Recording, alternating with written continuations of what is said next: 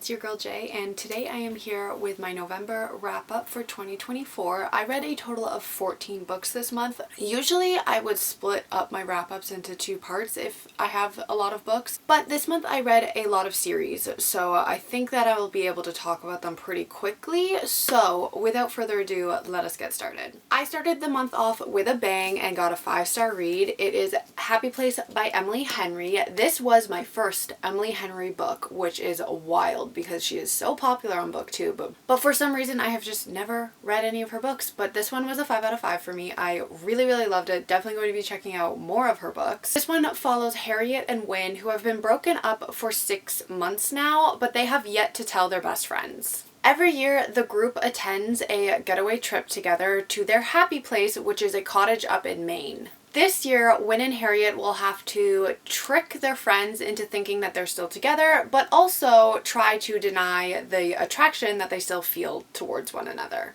Like I said, this is my first Emily Henry book, but I am definitely going to be checking out more of her work. I find her writing style to be so easy to read. I thought that this particular cast of characters were so relatable and lovable. You can't help but fall in love with each and every one of them. They all just felt like such real people. You couldn't help but fall in love with them. I was rooting for Harriet and Wynne's relationship so hard. I thought that their banter was so much fun. I was giggling for the majority of this book. I thought it was so funny how they were just trying to one-up each other the entire trip. I also really loved how we got chapters from the past and the present. I think it really helped the reader grow more attached to these characters and their relationship. With those past chapters, you could really see and feel how much Wynne and Harriet loved each other. I also really loved the relationships between the side characters as well. I think that all of these relationships were so fleshed out, and I loved watching them go from their college years to their adult lives. I highly recommend this book if you have not read it already, which I'm pretty sure probably all of BookTube has by now, but I give it a 5 out of 5 stars. I really loved it.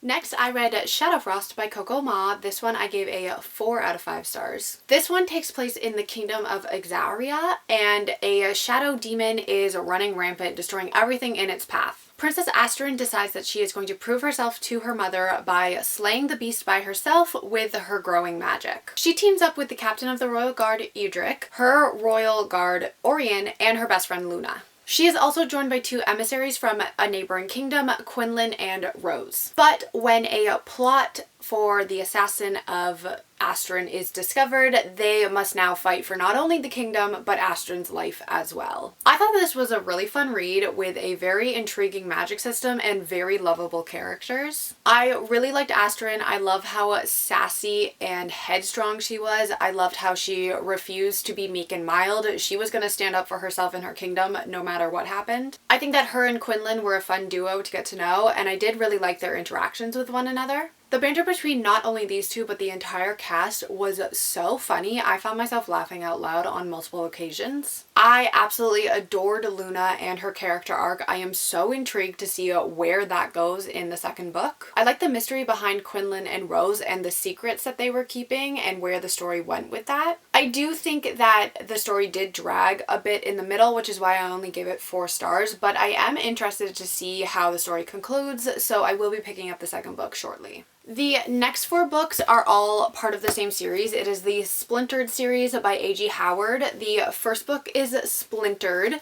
the second is Unhinged, the third is Ensnared, and the fourth is Untamed. This first book I gave a 3.5 out of 5 stars. The book follows Alyssa Gardner, who is a descendant of Alice Lindell, who is the inspiration for Lewis Carroll's Alice in Wonderland. All of the women in her family suffer from the same infliction, where they can hear the whispers of bugs and flowers. Alyssa's mother is currently being held in a mental institution, and she goes to visit her frequently. Alyssa fears that she is going to end up the same way as her mother, so she decides that she is going to travel down the rabbit hole in order to free her mother. I am very bummed that I did not enjoy this series as much as I wanted to, because I think that these covers are so gorgeous and I just want to display them on my shelves, but my rule is 3.5 or lower has to go. So unfortunately, they will all be leaving my shelves. I was just not the biggest fan of the characters in this story. I think that Alyssa was very annoying and she got on my nerves for the majority of the story. I also was not the biggest fan of Jeb, who is Alyssa's best friend. I think that he just treated her like a child the entire story. He apparently loves his girlfriend so much, but then he is off gallivanting with Alyssa and doing things that he definitely should not be doing if he has a girlfriend. I also thought he was just very controlling. I also was not the biggest fan of how Alyssa's mom's mental illness was handled in this. I just don't think it was well done at all. My favorite parts of the books were definitely when we were actually in Wonderland. I think that the author did a really good job in describing all the weird and whimsical things that took place there. I also did like Morpheus, but I think it's only because he was so brutal and conniving and mischievous. I think that he was definitely a figment of Wonderland. He just fit in there so perfectly. I just found him to be very interesting, which made me pretty excited that the second book has Morpheus on the cover of Unhinged. This one I give a 3 out of 5 stars. Unfortunately, I didn't like it as much as the first one. I think that it was definitely a slower pace than the first book, so I did get bored a little bit while reading. I think that the ending of this book is what saved it for me and what made me continue on with the series. Still not a fan of Alyssa, still not a fan of Jeb in this, still really enjoy Morpheus's character, but literally only because he is so manipulative. Which leads me to the third and final book in the trilogy itself, Ensnared. I gave it 3.5 out of 5 stars. I liked this one more than the second book, but probably the same as the first book. I felt like this one was very focused on the romance aspect of the book and the plot points were kind of lost this time around. Still not a fan of Jeb in this. Still think that he ultimately sucks real bad. I am a bigger fan of Morpheus for sure, but mostly because he sucks and he knows it.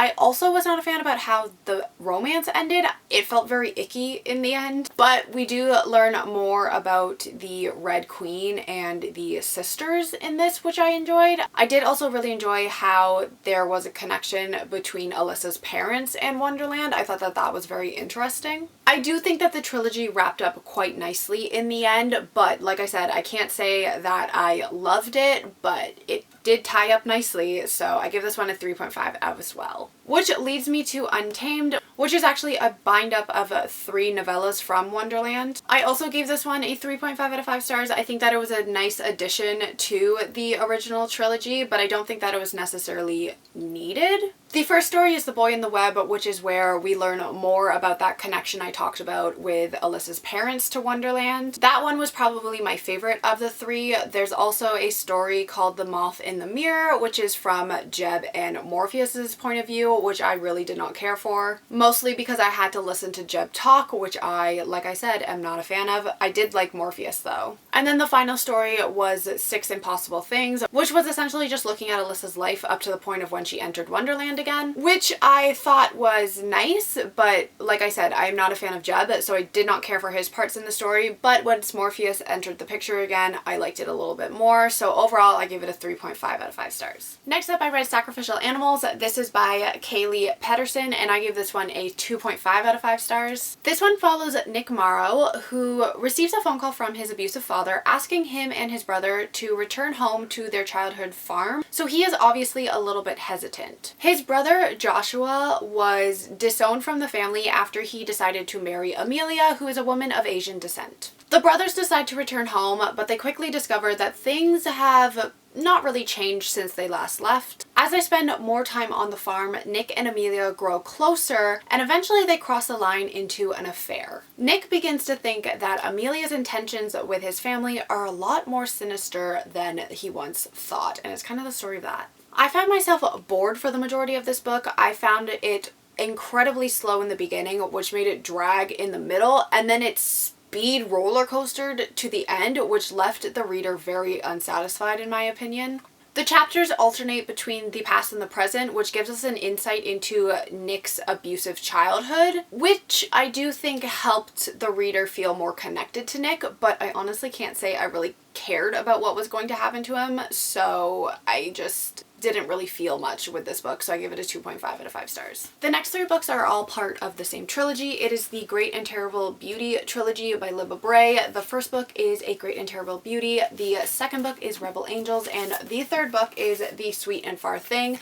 I actually really enjoyed this. I had read A Great and Terrible Beauty years ago, and I had forgotten completely everything that happened, so I decided to do a reread before I continued on with the trilogy to finish it off, and I am happy to report that I gave gave the first book 3.5, the second book 4, and the third book 4 as well. So I did really enjoy the series as a whole. This series as a whole follows Gemma Doyle. She is 16 and she witnesses her mother being murdered in India. As a result, she is sent to Spence, which is a boarding school where women learn how to be wives. While there, Gemma discovers that she has magical abilities where she is able to transport herself from the real world into a realm that has mysterious magical powers. Gemma meets and becomes friends with 3 girls at Spence: the power-hungry Felicity, the beautiful Pippa, and the outcast Anne. Together, they explore Gemma's newfound power, and they realize that there is a darker side to the magic that she is harnessing, and it's kind of the story of that. Like I said, I decided to reread this so that I could dive into the rest of the trilogy. I reread my review on Goodreads about what I thought of this book, and I basically had the same feeling. I really enjoyed the boarding school setting of it, but I still found Gemma to be very naive and a little bit annoying in her decision making. Granted, she is 16, so it makes sense for some of the decisions that she made, but it was just like, girl, what are you doing? I still stand by what I said about Anne being very spineless, and it got really annoying pretty quickly, but I did like Felicity and Pippa a lot more this time around reading it. The magical realm was still the highlight of the story for me, and I was very intrigued to continue on with the trilogy, so I immediately picked up Rebel Angels, which, like I said, I gave a 4 out of 5 stars. I really liked how the relationships grew in this one. I think that they became a lot more complex. Gemma definitely grew a lot more on me in this one. I think that she still was very naive and made questionable decisions, but she made a lot more non-questionable ones as well. We also got more of a backstory about Felicity, Pippa, and Anne in this, which I think helped me feel more connected with those characters. I also wasn't the biggest fan of the love triangle. I honestly think that this trilogy as a whole would have been so much more enjoyable to me personally if the romance was left completely out of it and we focused solely on the relationships between the girls and Gemma and her magical powers. The book is quite the chonker, but I read it in a couple of sittings because I was so invested in learning more about what was happening in the realms and what was going to happen next, which led me straight into the third book, which is even more of a chonker, and I read this in one sitting because I was so invested. This one was my favorite of the trilogy. I thought that it was a really fun conclusion to the story as a whole. I definitely enjoyed the second half of this book a lot more than the first. That being said, it definitely could have been cut down quite a bit, and we probably still would have gotten the same story. I think that the ending was very heartbreaking and I was a little upset with how it ended, but I do think that it concluded very well. Overall, I did really enjoy the trilogy. I would probably give it a 4 overall for all 3 books. The next 2 books are the first 2 books in a trilogy. I only read the first 2, but it is And I Darken and Now I Rise by Kristen White. I gave both of these a 3 out of 5 stars, which I was pretty disappointed in because they actually do have pretty high ratings on Goodreads. They just were not what I wanted in the moment, I think. The trilogy essentially follows Lada and her younger brother Radu, who are used as collateral by their father to prove his loyalty to the Ottoman Empire. They become friends with the Sultan's son, Mehmed, and Lada dreams of nothing more than returning to her hometown of Wallachia and becoming its true ruler. This is a gender-swapped Vlad the Impaler, so I was really excited to pick the series up. I thought that I was going to absolutely love it, but I found it to be so incredibly slow. I was bored while reading. It just made it very hard to become fully immersed into the story. I did really like both Radu and Lada though. I think that they were both very complex characters and I really liked how complicated their sibling relationship was with one another. They were just so completely opposite. I also really liked how we got to see both of them as children. I think that that really helped me connect with the characters more and be able to see their motives behind what they were doing. Lada is definitely hard to like personality wise. She is very homophobic, very Islamophobic, and it just made it a little bit hard to want to root for her. But I will say she is an interesting character to follow. I think that my biggest complaint is the amount of characters in this book. I found it very confusing, and then I found out once I finished the book that there was actually a list of characters in the back, which would have been helpful while I was reading. I think that that probably would have helped me enjoy the book a little bit more. So maybe next time, publishers, we put it at the front of the book instead of the end of the book, because I don't usually go to the end of the book and see if there's like a glossary or a list of characters, but it would have been helpful. I also Do not understand the hold that Mohamed has on these siblings. I do not get it. I did not like him. He was my least favorite character out of everybody, and I was hoping that he was going to die in the second book, but alas, that did not happen, which leads me to Now I Rise. I give it a 3 out of 5 stars as well. I liked this one a little bit more than And I Darken, but I can't say that I thoroughly enjoyed it at all. I still gave it a 3 out of 5 stars. I did enjoy how ruthless Lotta was with her quest to take back the throne. I also think that Radu had a lot of character development in this, but I do think that Radu frustrated me for the majority of the story. Still did not understand the hold that Mohamed had on these two. I don't get it. He is so annoying to me. I don't think that I'm going to continue on with the trilogy just because I do not own the third book. If it falls into my lap, I will probably read the conclusion, but I'm not going to go out of my way to find the book to finish and see how the story ends. So it is what it is. It just wasn't for me. Then I started another series, but I only got to the first book before the month ended, but it is The School for Good and Evil by Somin Chanini, and I really liked this way more than I thought I was going to. I give it a 4 out of 5 stars. This follows Sophie and Agatha, who are best friends, but they are completely opposite from one another. Sophie has always dreamed of being taken to the School for Good, where she can fulfill her life goal of becoming a princess. Agatha, on the other hand, has a dislike for pretty much everything and seems to be the perfect fit for the School for Evil. So when they are both taken into the Endless Forest, Sophie believes that it is finally her time. That is until she is deposited into the School for Evil, and she has to watch Agatha get flown to the School for Good. Sophie is convinced that there must be a mistake, so she is going to stop at nothing in order to go to her rightful place among the good. I was immediately drawn into this story and these characters right from the very first chapter. It also has cute little illustrations at the beginning of each chapter, which I thought was so much fun.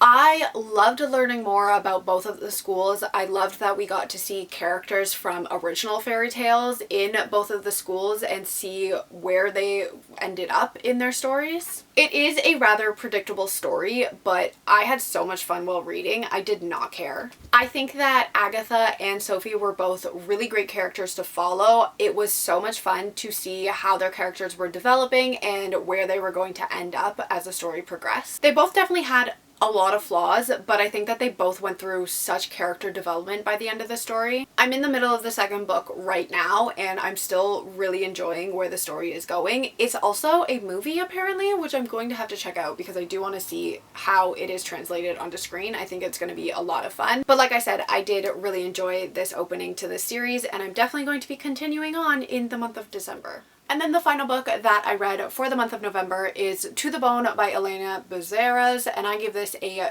3 out of 5 stars. So this takes place in 1609, and it follows a young girl named Ellis. She has recently arrived in James Fort with Henry Collins and his wife to be their help. Ellis hopes to find her father, but instead finds a companion in Jane. Master Collins begins to become very controlling as Ellis spends more time with Jane, and the food starts dwindling and things happen from there. This was a very intense book, and although very historically accurate, I think that it might make a few readers uncomfortable.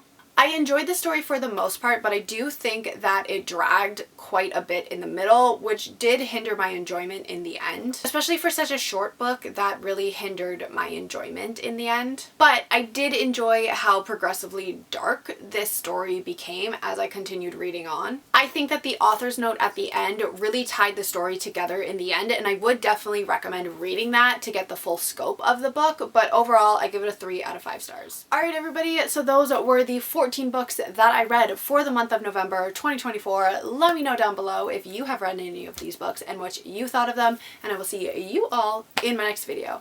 Goodbye!